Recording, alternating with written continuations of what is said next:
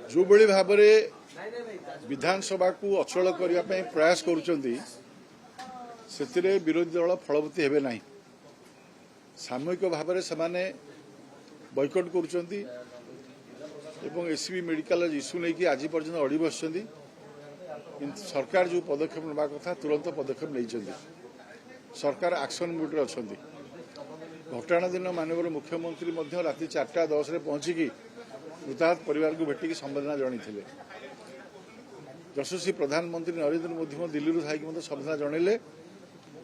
उभय मुख्यमंत्री और प्रधानमंत्री मृताहत परिवार को क्षतिपूरण घोषणा कले।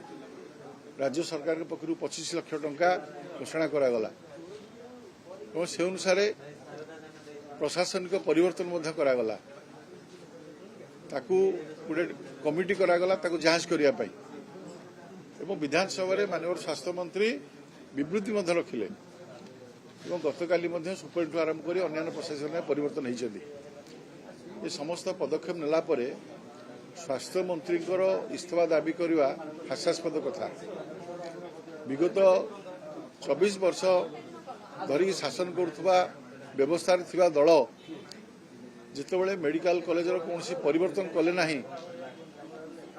जदि इलेक्ट्रिक तार परिवर्तन करते डीजी परिवर्तन करते लैबोरेटरी इक्विपमेंट को परिवर्तन करते घटना घट न था। आम सरकार आसला 850 कोटी ऊर्ध्व टंका 2 वर्ष भितर एससी मेडिकल कॉलेज नवीकरण देइछन्ति। जहाँ काम चालू रही। आगामी दिन में संपूर्ण हेले एभली घटना घटो ना। अघटापी सरकार पूरा यत्नवान अच्छा से अनुसार दृढ़ पदक्षेप नौ। तेणु विरोधी दलकर ये जो दाबी एवं ओडिशा विधानसभा को अचल करने जो प्रयास ये निरर्थक। ये आदौ समीचीन नुहे। ओडिशावासी हितरे ये आदौ ग्रहणीय नुहे।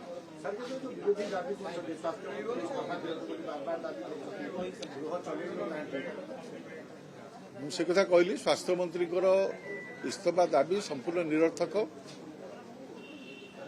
एवं ग्रहणीय नुहे। घटना घटी आम संवेदना जनईचु। आम समस्ते दुखी।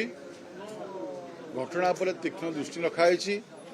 मृताहत परिवार को समवेदना और साहाय्य व्यवस्था कराई। सबको घर पर्यंत पहुंचापी व्यवस्था कराई। संस्कार सरकार दायित्व नहीं।